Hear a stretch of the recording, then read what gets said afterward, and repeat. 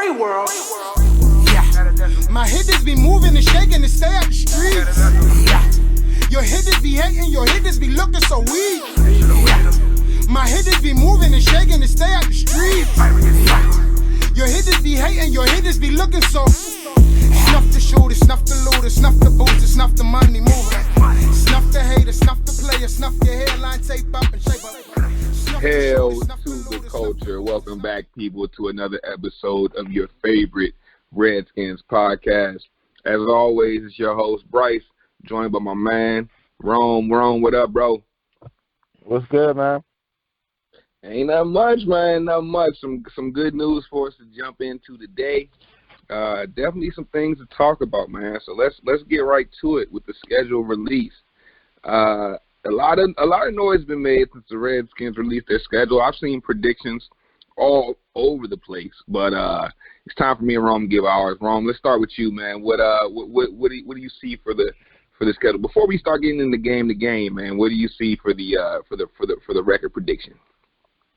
All right, man. I went through this last night, and we're gonna get into game to game in a second, so I can explain how I got here. But believe it or not, I have the Redskins, Ron Rivera in his first year, turning us around. We're going to go from 3-13 to 9-7. That's right. I have us having a 6-game swing from last season to this season. I think we're going to end with a winning record. I think we're going to be in the playoff hunt, believe it or not.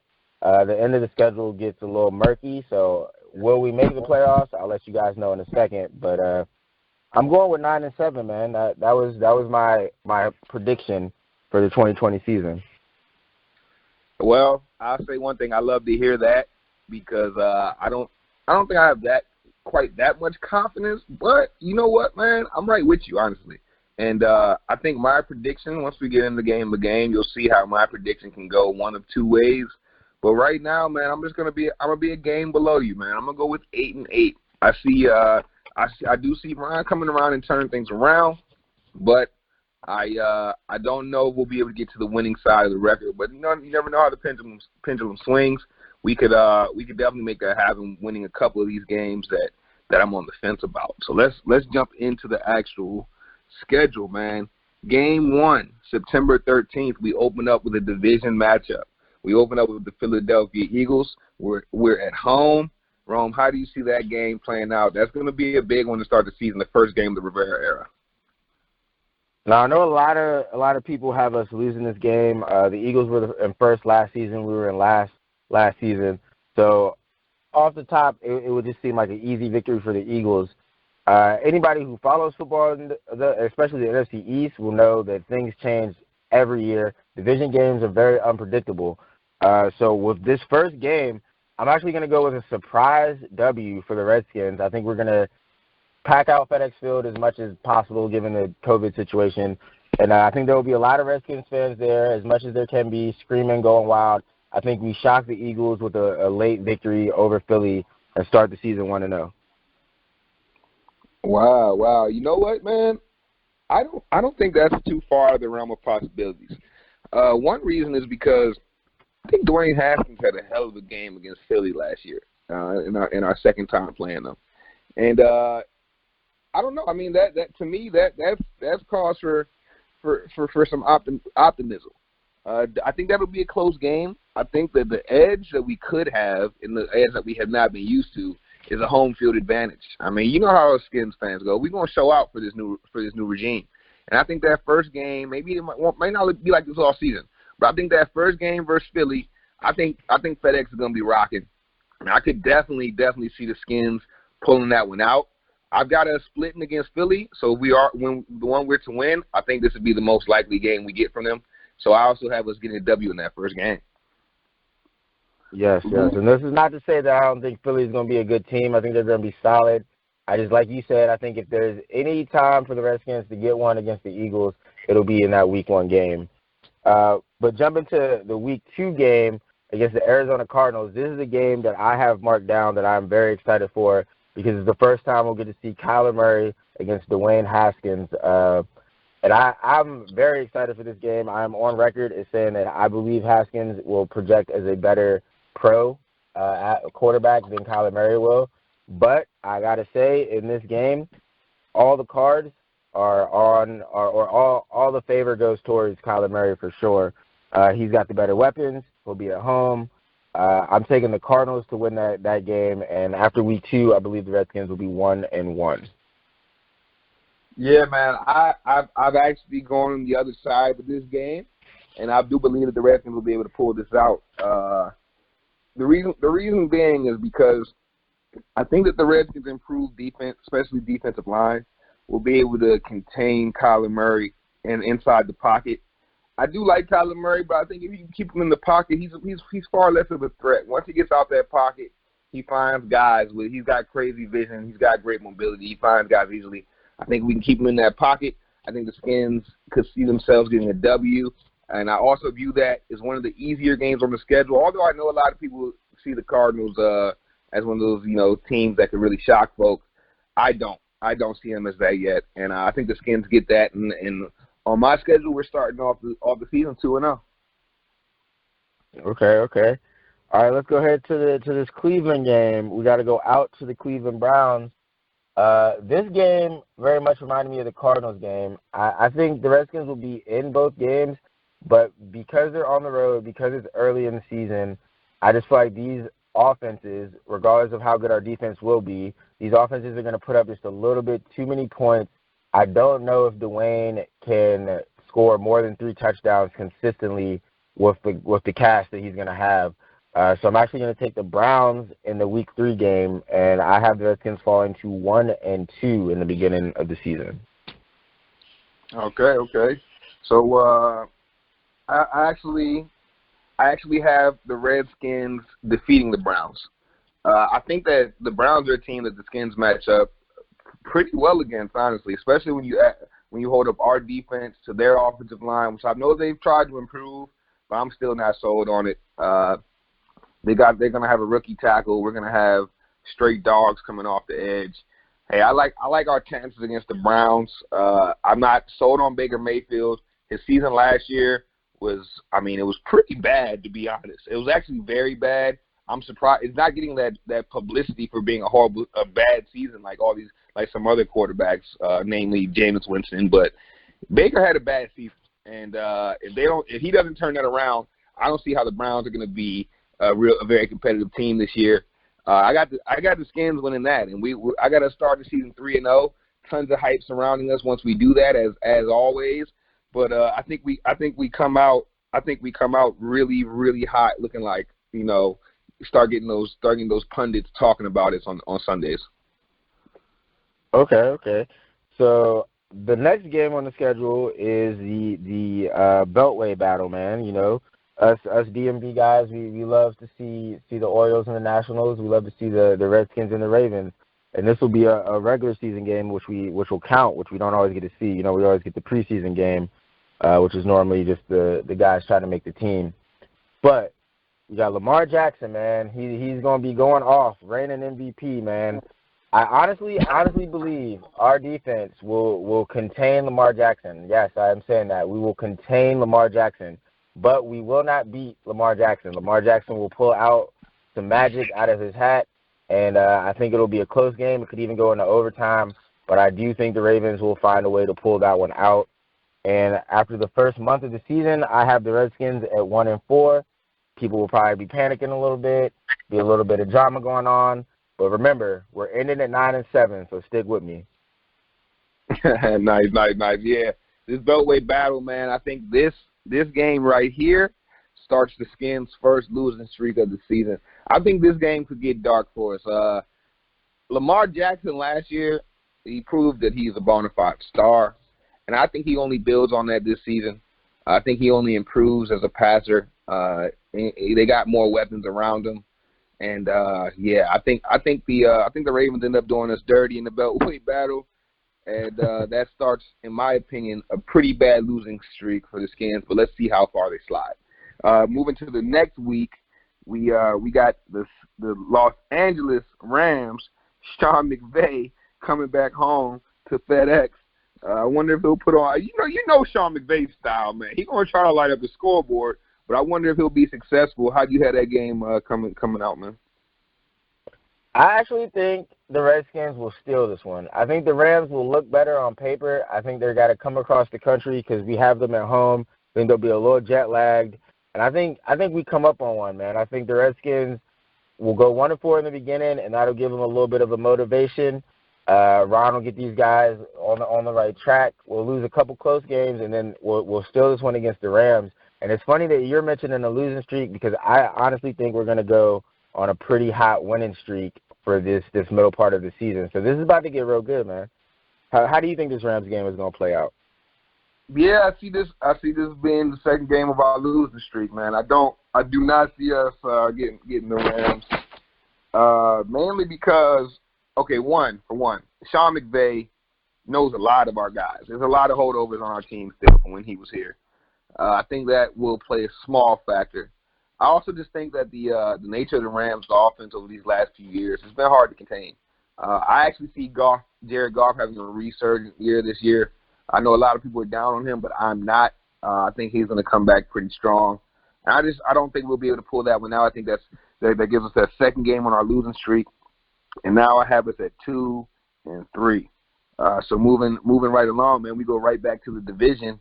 We get the Giants on the road up in the Meadowlands. That's going to be a good game. I mean, hey, first time that Dwayne Haskins and Daniel Jones will be facing off in the season. I think their careers will be ever linked to each other based off their draft positioning. I've actually got the Giants beating us. I've got the Giants beating us mainly because we'll be on the road. I'm not a huge fan of what the Giants are building right now, but you know we're not great. We're not great at going to New York. What do you think about that one? We aren't great at going to New York historically. That is a fact. But I am taking Washington in this game, and for one big reason.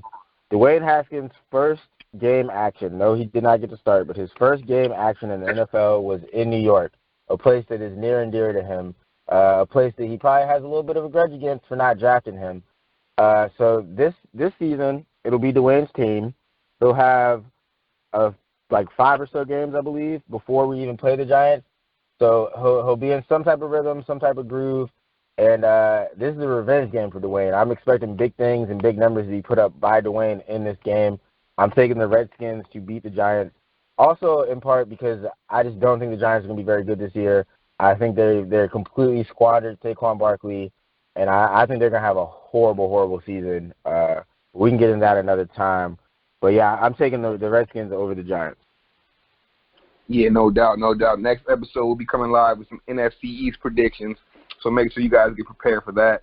I could see us pulling that one out though. That's one of those games I'm on the fence about, and I went Giants, but I could see us pulling that one out. So moving on from that game, man, we got the huge showdown, first time against our biggest division rival, the Cowboys. That's back-to-back division games, and I got to be honest, I think we continue our losing streak with that game as well. I think we dropped 4 in a row, and we sitting at 3-4 after losing to the Cowboys. And yeah, man, we're looking. It's starting to look a little bleak. People are starting to lose the confidence that we had from that 3-0 start. All right, so we got it going on like opposite spectrums here. The Cowboys is week 7 before the bye week. I think the Cowboys will be rolling at this time. Like you said, we'll get into the NFC East predictions next pod. But looking at the Cowboys' schedule, I think they will be on fire basically at this point. I think the Redskins will steal one, much like we did a couple years ago with Alex Smith when the Cowboys were on top and we were kind of middle of the pack. I think we'll steal one. I think we'll go into the bye week with our heads held high at 4-3, and then who we got after the bye week? The Giants again. So I'm going to just go ahead and jump right into that one, man. I think the Redskins win another game against the Giants in Week 9. So I'll have us going on a 5-game win streak after losing to the Ravens.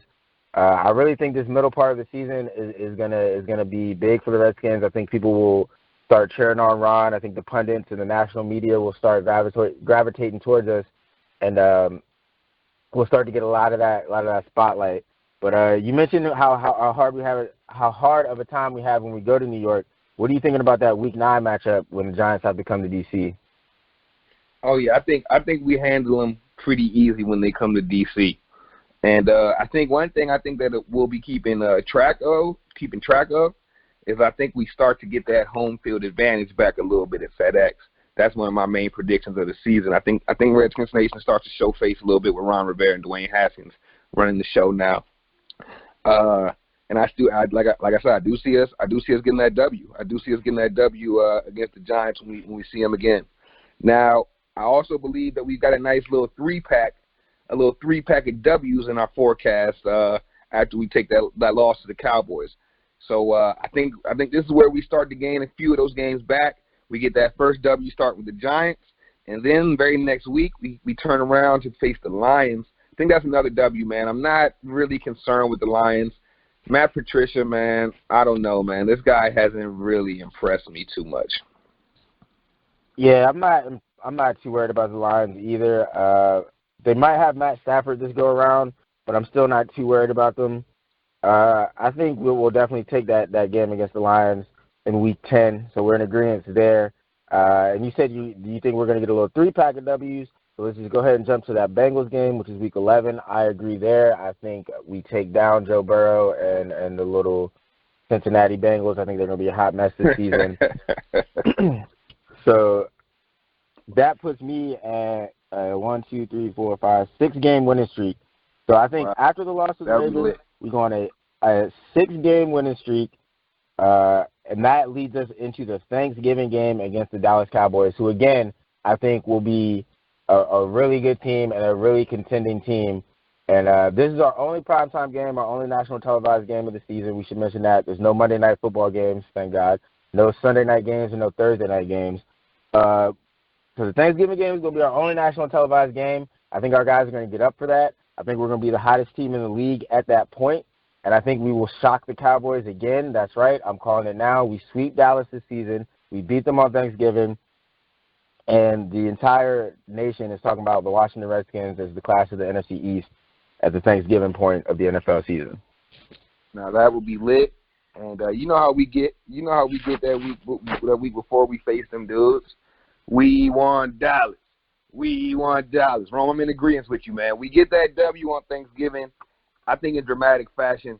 I think Skins come out and perhaps just blow the tires off the Cowboys, man. Just get them out of there, man. I really can see that happening by that time, especially coming off what I think will be a huge win versus the Bengals. I think we'll be able to just parlay that momentum right into a W against the Cowboys.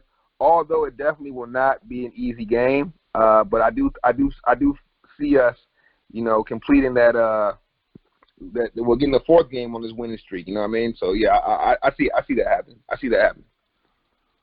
Now I know there's probably some non-Redskin fans that are probably going to peep this list and say, all right, you just had the Redskins win 7 games in a row, and after Thanksgiving you have the Redskins that were 3-13 last season at 7-3. I know that sounds a bit crazy, but remember we're ending at 9-7. So 7-3, Thanksgiving's over. We're right there in the playoff hunt, probably competing for first place in the division. And this is where I think the wheels start to fall off and we start to come back down to reality of realizing, hey, we're a good team, but we're not a playoff team quite yet. The schedule starts to get really tough here. We got the Steelers on Week 13 in Pittsburgh. I think that will be an L. I'm not too sure how the Steelers will do this season, but I think after winning 7 games in a row, we'll be due for a loss, and this will be a tough team to continue the winning streak against. Nah, man, I agree 100%, man. That Steelers defense is tough, and it travels, and they're gonna have a great defense again this year. I think that'll be a big test for the Skins. Now I will put out there that if Big Ben is healthy, I definitely see this as a win for the Steelers. But with no Big Ben, man, they're a show of themselves. So if Big Ben gets hurt again this season, that's another one of those Spence games that I could see us taking. But that depends on his health. So right now, when I got to pencil it in, I got to give that as an L as well, man. And then, like you said, man, then we got the Niners. Kyle Shanahan. Crazy that we got to play them for the second year in a row. But I see that as an L too, man. What do you think? Yeah, I know last season it was a 9-0 game, but everyone's got to remember that game was wet. The rain was ridiculous. There was no passing game basically. And this time we're going out to San Fran. So the weather's going to be nice. And let's be honest, man, Kyle Shanahan's probably going to have his way with this. It's probably not going to be for the faint of heart for a Redskin fan, especially if it goes the way I see it going, where the team is actually in the hunt. Kyle Shanahan will probably look to bury the team and embarrass them if he has any grudges still going on. I know Bruce Allen's gone, and that was the main grudge. But another thing I want to note for that game, Trent Williams. That'll be our first game against Trent Williams. So, I mean, hopefully Chase Young can put some moves on the old man and get to Garoppolo. But I think in the end, the 49ers will definitely win that game. Yeah, I think I agree with you, man. It's tough to go against the class of the NFC West back-to-back like that. But, you know, we got to do it. We go from the 49ers straight to the Seattle Seahawks.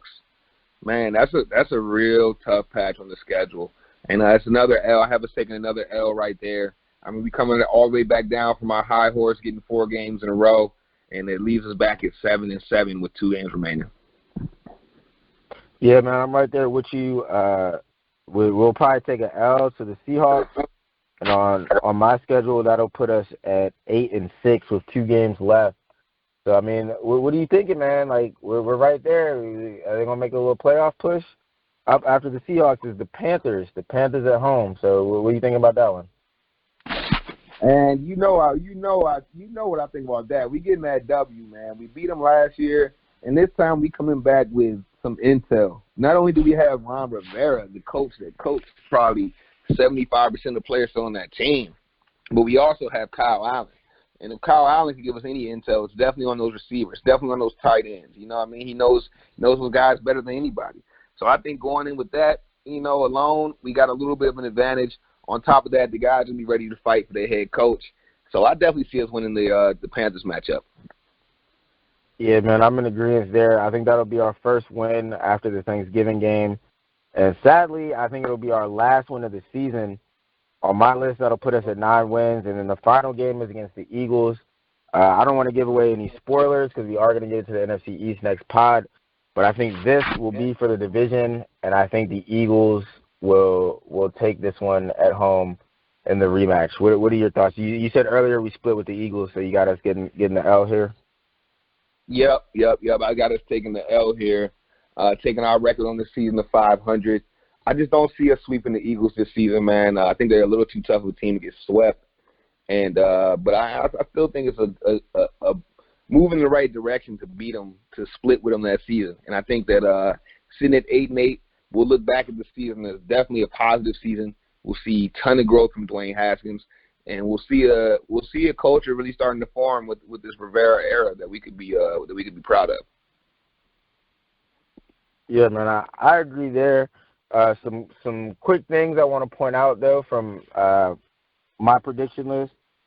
9-7 is a pretty good record, but to be fair, to make sure everyone understands how we're being objective, I'm not just saying, you know, a 3-13 team gonna turn around a 9-7 on a whim. We got the AFC North this season. That is a very tough division. I have us going 1-3 in that division. The only team I have us beating in that division is the Bengals. We have the NFC West in this schedule.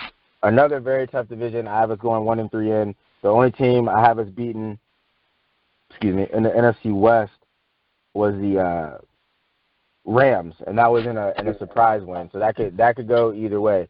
But the main thing I want everyone to remember for my prediction is that, and the one thing I'm going to stand on is the NFC East. I have Ron Rivera going 5-1 in the NFC East. I think we will sweep the Giants, and I think we will sweep the Cowboys. And I am steadfast in that. I'm not backing down off that. That is my one prediction that I am basically guaranteeing.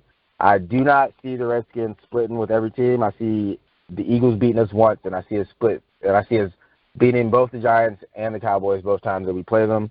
And I think that'll be the biggest difference. I think the biggest offseason move the Redskins have made this season is still hiring Ron Rivera as the head coach, and I think that will be the main swing in everything. Not Chase Young, not Dwayne Haskins' development. I mean, all that will ultimately fall back on what Ron Rivera does, but I think Ron Rivera taking charge and being the true leader and calling all the shots for the Redskins is going to be what makes this team have a winning record. Yeah, man. I definitely think that's I couldn't have said that better myself, man. I don't necessarily think we'll get the winning record, but I do believe that the impact that Ron Rivera brings will be bigger than any player could bring on the team this season. It's not like we brought in any super game-changing guys. Well, don't get me wrong, Chase Young could be that. But outside of that, we didn't bring in any guys that we're looking at as a next-level superstar, right? But what we did bring in is we brought in a coach that's trying to change the entire culture. And just hearing the echoes from the players right now, they're echoing everything that Rivera's been saying. And it's like, wow, they're really starting to fall in line just that easy, because that's what happens when you have a certified leader. And I love that. I love that. And I think it's going to have the biggest effect on our quarterback, Dwayne Haskins. And so let's transition the conversation a little bit to talking about Dwayne, man, because there's been a lot of talk surrounding Dwayne, in my opinion. And I'd say since the end of the season, man, there's been a lot of talk. Is he the guy? How much do we like Dwayne? Should we have a competition? Should we bring somebody in? You know, does he have the potential to be one of the best quarterbacks in the league? Did he show enough in his rookie season that we should keep him? There's been a ton of questions surrounding Dwayne. Some of it fair, and in my opinion, a lot of it unfair. So let's jump into Dwayne Haskins. I think a perfect place to start is with his piece that he released through the team, the "In My Own Words" by Dwayne Haskins. Ron, what did you think about the piece that he penned for the Redskins? Man, I absolutely love that. I think it showed a lot of maturity and a lot of growth. A lot of the stuff that people are looking for in Dwayne Haskins. If you haven't already checked that out, I believe it's still on the Redskins website. You should definitely give that a read if you're a Redskin fan. And it answers a lot of questions, man. Like, a lot of the doubters and a lot of the haters, the things that they bring up about him, you get to take a look behind the curtain at his thought process during last season. And my biggest takeaway from reading it was when he mentioned how in college, you'll have the defense, one of the players could blow an assignment, right? And it'll leave someone wide open, and you only have to make one read, and you can hit that throw, and it's a touchdown. He put it in his own words. That'll never happen in the NFL. That'll never happen. You got guys that are preparing just as hard as you, if not more than you, and they're not going to just blow a little assignment. And even if they do blow the assignment, they're probably quick enough, fast enough, talented enough to get back in position and still make a play. So I think him realizing that hey, all these guys are pros, all these guys are doing everything that they can do and more to try to make a play. When you realize that you're competing against that level of competition day in and day out, you realize you have to raise your level and your intensity. And that was my biggest takeaway from the Haskins piece. Yeah, no, I agree 100%, man. And for anybody that can't understand where he's coming from with that, because, you got these guys that sit on the radio, these talking heads, man, or these guys that their life, their living is literally to criticize people. Not to make points, valid points, but just to criticize and be critical.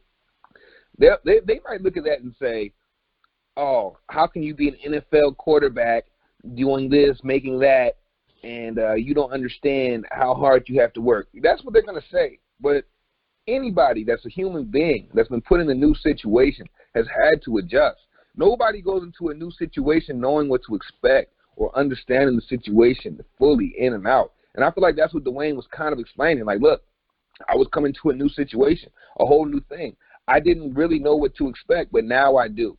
You know what I mean? Now I know what to expect. I know what to look for. I know what to be aware of. And I think, man, that's searching inside yourself, and a lot of people don't do that, especially these radio pundits that just are on the radio just being critical of a kid who's, in my opinion, already shown enough to be moving forward with. So keeping that conversation, man, Dwayne Haskins reportedly has lost, and this is honestly his own words, 7% body fat since the offseason. Now, we're talking about a guy who came in, and there was a lot of talk about him not having the mobility, lacking the elusiveness to get away from rushers in the pocket.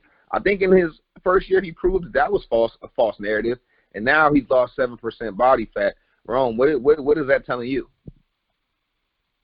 Yeah, man, it doesn't seem like Dwayne Haskins is a unfocused kid who takes a bunch of selfies with fans after the game, does it? It seems like he's a young man who's very much focused on his craft, very much focused on getting better.